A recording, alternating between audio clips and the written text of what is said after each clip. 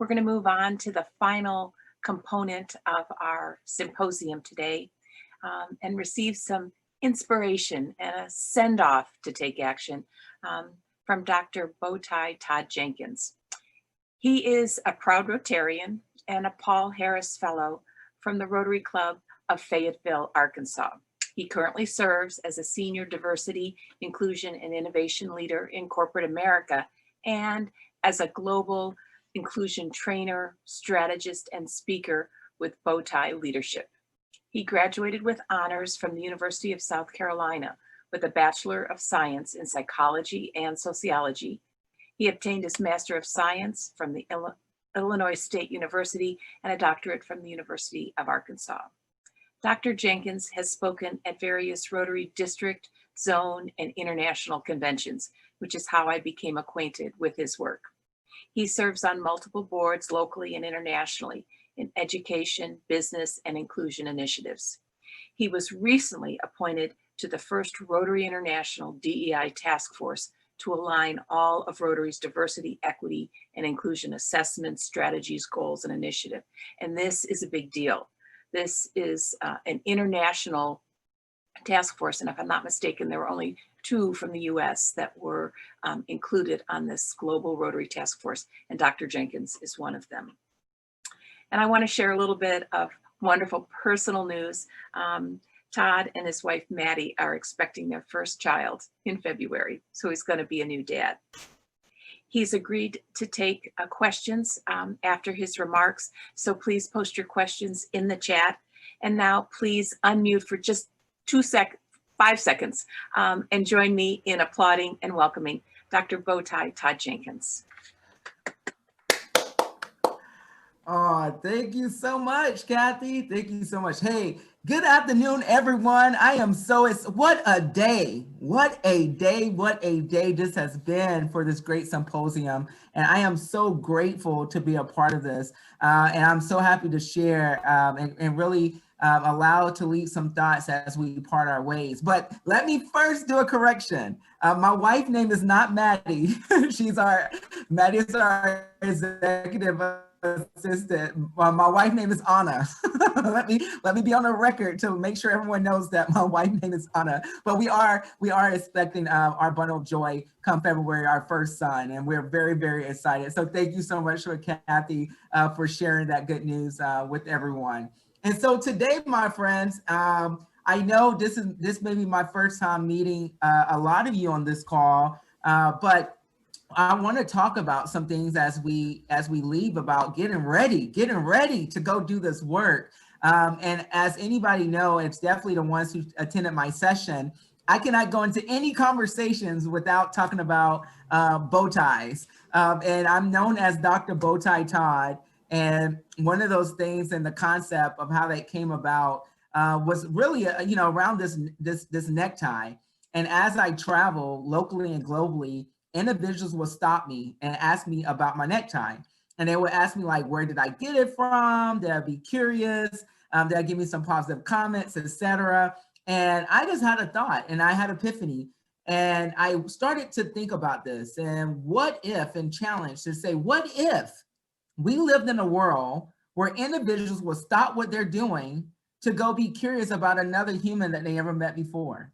What if we lived in that world just to get to know each other, right? Get to know strangers, get to know our neighbors. And so what I did was I created a simple acronym that I will share with you that I use as my ground rules for all my conversations and presentations. And if you like it, you can go take it and use it for your own personal professional life. So let's get started with the first letter. The first letter of BowTie is the letter B, and it stands for, in any conversation, number 1 rule is I need you to be mentally present, okay? Be mentally present. So many times that, now we're virtually connected physically in our own space, but it's very important that when we open up conversations that we be mentally present. The next letter of BowTie is the letter O, and O stands for openness. I ask that when you come in conversations, you must come in with an open mind and an open heart. An open mind and an open heart. what this allows you to do is really allow for space for you to learn and understand, and also, be able to receive the message. The next letter of BowTie is the letter W. And W stands for willingness, willing to share your own truth and your own perspective. I believe everyone on this call has a unique story and perspective, and it's up to you to share it. And we need you to share it. So you have to be willing to share your truth and your perspective.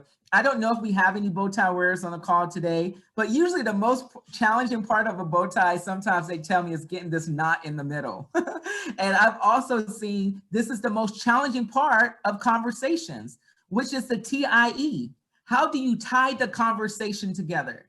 How do you lead the conversation better than you came in? How do we lead the symposium better than we came in? And my friends, that is the concept, the fundamentals of bow tie. And that is the bow tie conversation. So if that makes sense to you, in the chat box, will you write the word bow tie? Because that's how I have to just make sure we're on the same page here, Kathy, before I start. Because if we can't bow tie the conversation, okay, I see some bow ties coming in. Awesome, awesome, awesome, awesome. Okay, bow ties, bow ties, bow ties. All right, so let's get started with the conversation. So today we were talking about a lot of components, right? We talked about DEI, and I think it's very important as we talk about diversity, equity, inclusion, we always need to make sure that we are understanding how we show up to these words. Because I know in my work that people show up to these words very differently. So I'm going to tell you my positioning of these words. You kind of heard them earlier by our awesome scribe, but I'm going to reiterate some of the points. Let's start with the first word, diversity. What is diversity? Okay, diversity is twofold. Diversity is visible and invisible differences that make someone complete. Okay, so visually, you see me on camera right now. You see a good looking brown guy over here with a bow tie on. That is my visible difference. But invisible, you may not know that I'm one of 13 kids. I was raised in poverty. I can hablar español and follow Portuguese. I am afraid of heights, but I love to travel in planes. So I want people to know, when you think about this concept of diversity, it's more than also what you see on the outside. That is very important, but it's also the things you can't see, your mindsets, your ideas, your sexual orientation, your faith, etc. And both are as equally as important. Let's go to the next word that we throw around a lot, inclusion. What is inclusion? Inclusion is simple to me. Inclusion is creating a climate, a culture where we behave in a way that we respect all these visible and invisible differences. And as we said earlier in the scribe, I say again, it's not just a climate, but it's a space. It's a space where our members, our community members, our people are seen and heard. And you may be asking, well, why did you put heard in your definition? Well, how many of you all know you can be doing a lot of talking, but that does not mean anyone is listening? So it's very important, if we're going to strive for inclusivity, that we actually have the spaces that we're creating for people to be seen and heard. And as not only just seen and heard, but they need to feel as if they belong. Okay, this is very, very important. And now let's go to this last word that we've been talking a lot about today, is this word equity. Okay, and like I say, equity is something that people are pretty challenged with, this term, especially in corporate America. When I work with a lot of senior leaders, and I say, tell me what equity means to you. They know the business value, but they don't understand the human value. And so what I do, I usually use just a very, very interesting example for me to explain this. I use my shoe, as I was saying earlier. My shoe, this is my size shoe, 10.5 brown shoe. And when it comes to equality is John, you get a shoe, Ed get a shoe, Kathy get a shoe, Marie. It's like Oprah, everybody gets shoes. Okay, that is equality. But equity is giving everyone on this call a shoe that fits them. And you have to think about that. Not only think about that, if I really want to know your shoe size, your color, and even if you want to wear a shoe, guess what I have to do? I have to go actually get to know you. And I tell you, my friends, that we have so many people showing up every day in our communities, in our clubs, with shoes that were given to them that does not feel, that it doesn't fit. And they're forced to wear them. So we have to really unpack the differences between saying, oh, I'm going to treat everyone equal. Because when you say I'm going to treat everyone equal, you are actually saying I'm not going to strive for equity. Because treating everyone equal is therefore, as an outcome, is inequity. And so we have to really understand the difference. You may have seen this all across social media. Of course, it's a great visual of showing this if you need to share with your class, but it shares the difference between equality and equity from a visual standpoint. If this is your first time seeing it, basically these individuals are trying to have access to see the baseball game. Do you know that I have senior corporate executives still ask me, Dr. Jenkins, so what you're saying is this is a short people initiative. And so, my friends, we had to go and redesign. And what we're looking at is it's not about the question of height in this work. We're talking about the structural barriers to opportunity. That's what we're talking about, my friends. And we have to make sure that we are now starting to address the realities. The reality, whether you like it or not, is that we're all showing up in this space very differently. And we have to address the reality. So as we move forward and as we understand why we're talking about D&I, we do, because that's why we all showed up today. So I'm not going to go through a whole laundry list of benefits and why it matters, because we all know. The thing that I want to talk through a little bit more is the mindset. What is about this mindset? Because it's very, very interesting. I deal with this a lot and engage with this with a lot of groups. And people ask me, like, Dr. Jenkins, our club is so divided. Like, we can't work with these people. And I'm just here to tell you, guess what, my friends? You're going to just meet people who just don't care about this. And and sometimes they wear their shirt so boldly, just like this. They wear it to our Rotary Club. Sometimes they're on the board. Sometimes they're in leadership. Understand this, my friends. And I told this in my session earlier, it's like me talking right now. Everything that's coming out of my mouth, 10% of you all, don't matter what I say, you're going to love everything I say. And you're smiling so nicely across the screen. But it's also 10% of you that don't care what I say. You don't like anything that I say. But guess what? You or there is not my focus. My focus is the middle. That's who I'm talking to. I am talking about motivating the middle. And we have to understand that in this space as we move forward. You can't spend all your energy. You can't spend all your time. You can't spend all your efforts trying to talk to this top or the bottom. You got to talk to the middle, because the middle is the cultural gatekeeper of the organization. And that is the ones who are going to move us into new heights and to a whole nother place we've never been before. But let's go back to this mindset. I think someone else talked about this in their session, but it's a great tool to understand mindsets and our implicit associations. It's a tool at Harvard that really tests your unconscious bias, et cetera. And it's in the resource guide if you want to check that out. I'm actually on the study at Harvard on the next wave of the test that we're looking at biases in artificial intelligence. But this is a great tool to kind of really test that association. I always encourage members or organizations to take this test. The point I wanted you all to see is our 2019 results from people all across the world the US, taking this test. This is 2019, a couple categories. When it came to gender, 76% more readily associated males with careers and females with the family. When it came to gender science, 70% more readily associated males with science and females with the arts. When it came to race, 75% have an implicit preference for white people over Black people. When it came to disability, 76% have a preference for able-bodied people. Not up there, but I think it's interesting. When it came to age, 93% have a preference for younger people versus older people. Now, I am just the person who to give you the stats. It's up to you how you want to interpret it. But I'm telling you, my friends, it helps us understand this word called bias, because it shows up when we least expect it. And we see that it shows up when we're uncomfortable, when we have to survive, when we're forced to think really quickly and make big decisions, our implicit association shows up really, really big, and it comes prevalent. And I have to tell people, we got to understand this, because what we see is that we're all biased. We're all biased. Did you know that? You're biased and so am I. This is not a black-white thing. This is a human thing. Okay? This is not just because you came to the symposium, you're no longer biased today.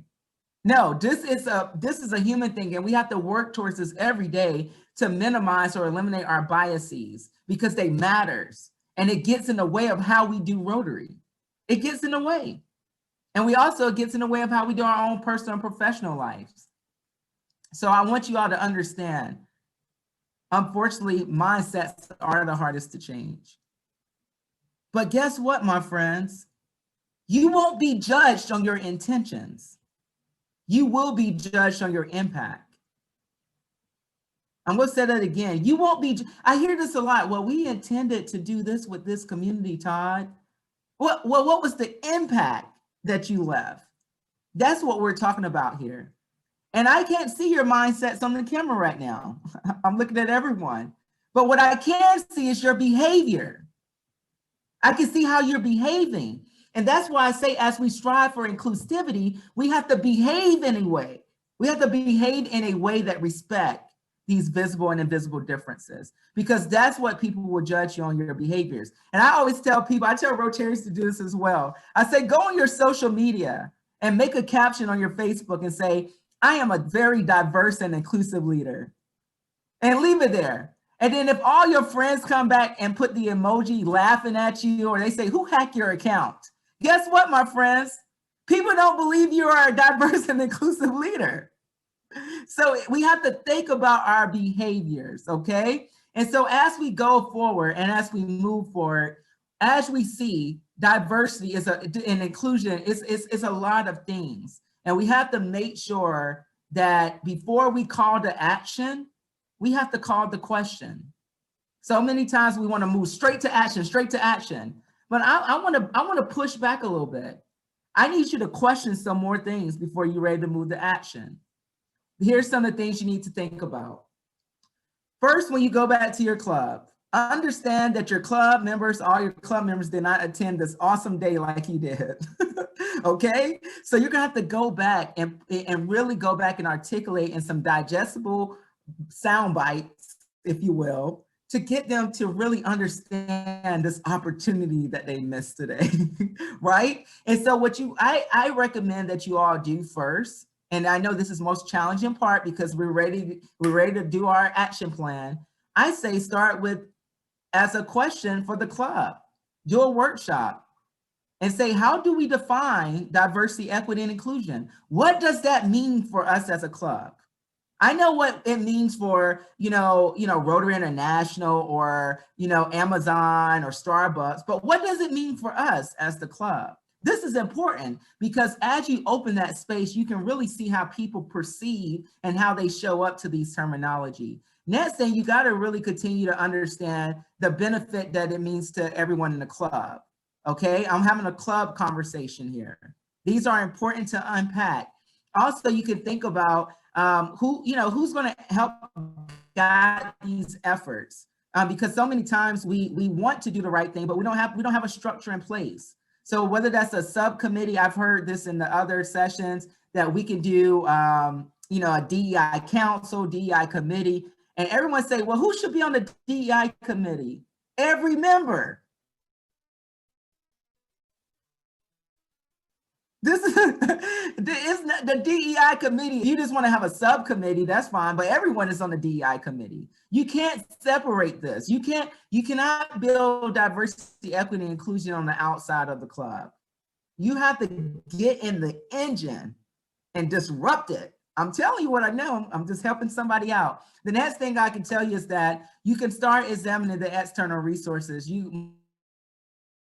there that you all can connect with, but you need to ask those questions for your club, okay? And then I will put a resource link as well, because I just actually get a lot of people are messaging me privately about the test, And it's actually in this link with my contact information. So I just posted that in the chat. But let's go to action, because I want to open it up for Q&A. But here's the action piece. But understand this, my friends, is that we got a lot of work to do. And you have to be bold. You have to be courageous. Okay, we have to also be vulnerable. And we have to also understand we don't have all the answers. And it's very, very, very true. You know, nothing can be changed until we face it, because we never know. So I understand that it may be uncomfortable, but I have faith that we can do it. And so here's some of my recommendations that we do to move forward. And I call this the Live 5, if you will, the fancy 5. Let's go through them really quickly. The first thing is, before we try to work on everybody else, guess what? We need to work on ourselves, okay? So many times I ask organizations, who wants change? Everybody raise their hand. And then I say, who wants to change themselves? And everybody put their hands down.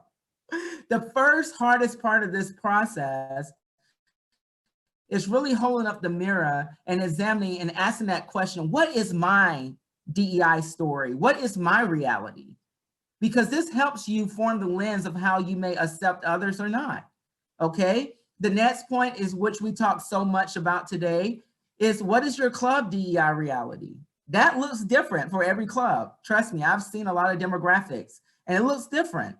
So you have to really understand what's the reality of your club. I like to really focus on the next point of being intentional with your DEI ecosystem. What does that mean? The ecosystem is ensuring that every stakeholder is involved in this process, internal and external of your club, okay? So that you can't just have a conversation in your club and impact the change. So you gotta also think about everything that your club touches, from foundation, all the way to service projects, all the way to how and who shows up at the district conferences. You know, I speak at a lot of district conferences and I always end up talking to always the same presidents and presidents-elects. And I always think, why are y'all the only ones showing up? You have a big membership. Ecosystem, DEI, we have to get everyone involved in this process. And the next piece I will leave you all with, understanding the strategy, the strategic framework for your club. And what I recommend for you all to think about is, I call it the 5 points and the 5 P's, okay? The first P is people, okay? You have to start assessing and understanding the people in your club and the people you're missing, as well as the people in your community, okay? Start with the people. The next 3 kind of go hand in hand together, but they're all very different. Policies, procedures, okay? Policies and procedures are very, very important to unpack, okay? Policies and procedures. And I also would say, because policies, procedures, and processes, sorry, that was the third one. Policies, procedures, and processes. Because so many times you can have a great strategy, you can come to every symposium, but if your culture allow for these things to manifest, it will eat the strategy up for breakfast. So you have to examine the policies, procedures, and processes of your club and of your organization. The last thing is really critical, what a lot of people don't like to talk about, especially in Rotary, the power. In order to make this thing work, you have to examine the power. And when I mean the power, the structural power that we have in place, the systemic power that we have in place. And we have to, if we want to be something different than what society has given us, we have to be prepared to redirect the power. A lot of the power is at the top and in the dominance group. So we need to think about, what does that mean for our club? And on the practical standpoint, you can look at, your structures, right? The hierarchy level, why is it that the president have to open up every meeting, right? We hear the president every week. Can it be someone else open up the meeting? That's power. These are the small things. Why is it that the sergeant at arms the only one who can ring the bell? Let a new member ring the bell. I don't know. These are just interesting things that I see in Rotary that is all about power. So we need to really just rethink that. That's all I'm asking you to think about. The last thing I would leave you with is really talk about the accountability and impact report, okay? It's a lot of things we talked about today, but you really want to put some things in actions around some metrics, and you want to hold your club accountable for those things. And if you could tell your story, Start being very bold and courageous to tell your story on social media. If you have done some great things, really talk about that impact. Tell your story. Okay, my friends? And so as I leave you with this and wrap up, is that understand that this is a journey. And also understand that everyone starts on this journey differently, even clubs. Don't be comparing yourselves. Your journey is uniquely your journey. And I also think, I don't believe it's the destination. I don't see the destination right now. I know that's uncomfortable, okay? But I feel like what we're trying to do is the maturity. We're trying to mature in this space. And that's how that's really is my KPI. I look at organizations' maturity levels, right? Because you only can get better. It's like fine wine. You only get better over time, right? So the journey, think about the journey, okay? And then last but not least, because we were in this awesome symposium today, and I understand that everyone keep talking about, oh, we are waking up. And now people are saying we are woke. But this is what I want you to know. It's time for the work. It is time for the work. Please don't let today go in vain. It is time for the work. I need you. My future son needs you. The world needs you. Your community needs you. And my grandma says it best, when you know better, you should do better. And now all of us on this call, all 80 plus, we all know better. And it's up to us to do better. So I leave you with that thought. When we come back around this time next year, what will be on your inclusive resume? What will be on your inclusion resume? Because we know what get measured gets done. And I'm looking at your behaviors, just like you're looking at my behavior. We're all working on this journey together. And so, Kathy, I just want to say thank you for having me. I will turn it back over to you all. And I'm just really excited right now. You all got me pumped up. So yes, I will turn it back over if we were to have a couple questions. I think you've left us speechless. I'm seeing a lot of love to you, Todd, in the comments, but I'm not seeing any questions yet. Here we go.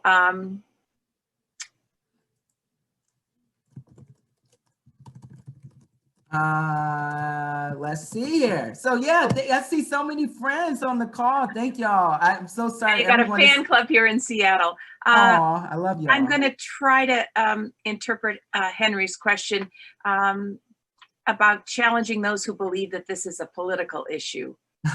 Can you say more about that? Yeah, this is becoming one of the questions that I get a lot lately. And I always got to preface and qualify that what comes out of my mouth next, you may not like, but I have to say all I can say just in case I'm never invited back again. So the interesting piece of this, my friends, is that when people want to debate about this Black Lives Matter or racism or DEI, that is so political, right? And why are we talking about politics and Rotary? First and foremost, let me be very clear. Very clear. I don't debate about these issues. I dialogue all day, but I would not debate with you, because one thing that's fascinating about Rotary is very political. It is very political. Half of us know that you don't get into any Rotary roles without having some politics in place. I'm just being real. I'm just being honest. It's unfortunate, but it's the truth. And you know what? Rotary is so political. Do you think we would have tried to end polio? You don't think any politics was in ending polio? Come on, my friends, let's wake up. This is my response to that, is that actually Rotarians and those people, they just choose what they want to be political. That's all that is. We cannot, and I understand. I know we got some people that disagree with what I'm saying, but I still love you. The interesting piece of this, my friends, is that we are human beings. And we are of our community. And it's hard for us to turn on and off our switches of who we are. We got to stop that, because honestly, how we act beyond Rotary when Rotarians are not looking at us, that shows up, and even how we show up in Rotary every day. So we have to really stop saying we can't talk about this, and this, and that. And we're humans. And so I would tell people to push back on that a little bit. I don't believe this is a political issue at all. I think this is human. This is a human's right issue, and I honestly believe that we have to understand that as it is our duty as Rotarians, as service above self. And I have to also remind people this as well, my friends, is that we all made a choice to join the Rotary Club. We made a choice. Rotary Club already have its mission and values and vision. It's not up to us to define that. It's already defined for us. It's just up to us to march and live it out in our community. And so anybody who want to debate, I just pull up our values and say one of our core values is diversity. Values probably don't like to be in Rotary. All right, that's my response. And one last question. I think those of us who are on the call today are advocates for sure. And we've got to play the, take that back to our clubs. But in some instances, we're facing pushback, and not just people who may say this is political, but who just don't agree. Any final encouragement or thoughts you can share in terms of how to heal some of the club divisiveness over this issue so we can move forward constructively? Yes. So I want you all to understand, just like anything that's broken, I like to use the philosophy of kintsugi. Kintsugi, you can look it up. It's a Japanese philosophy of when things are broken, it could be sealed up with gold and put back together like a beautiful pottery art piece. And that's what we got to also understand, that we're on the quest of, my friends. It's a kintsugi alignment. We have a lot of brokenness in our clubs. We have a lot of brokenness in our communities, but it's up to us to bring each other together. And we start that by really showing empathy, space, and grace. And we have to create the space. And I know it's difficult, but this is not the first time we deal with difficult issues with our membership. And so understand that we have to create the space. And we have to also understand that we may agree to disagree in that space. And that's okay. That's okay. But what will continue to have our compass align is Rotary values and Rotary mission and Rotary vision. And I think when you have that space, I think you should put those three things on the board and allow for people to discuss that. Because if they're debating that, they probably should question if this is the organization for them. And that's the simple as that. But I want to leave you all with some encouragement that there's hope. There is hope. There's hope because of people like you right now. You took your Saturday to come in and learn something that you feel like you want to be a part of. So there's hope. There's hope for a bigger, better, stronger Rotary. And I do have a BHAG. My bold, hairy, audacious goal is that Rotary will be the most diverse, equitable, and inclusive organization ever in any community, despite what society say. So my friends, thank you so much for having me again, Kathy. I love you all. Keep doing great things. I'm happy to connect. Oh yeah, can you spell the job? It's called kintsugi, kintsugi. I put it in the chat, or contact me. I send you the information. Thank you all so much, Kathy. I turn it back over to you. Wonderful, thank you. Thank you so much. And in closing, I'd like to thank the many Rotarians who contributed to this forum, and to all of you for joining us today. This is just one step, one stop on our journey. I hope you leave inspired to take action, personally and collectively, and to commit to the hard work of confronting racism in our society. This is the issue of our time, and only by joining and working together can we help reverse racism and create a more equitable future for all of our community members.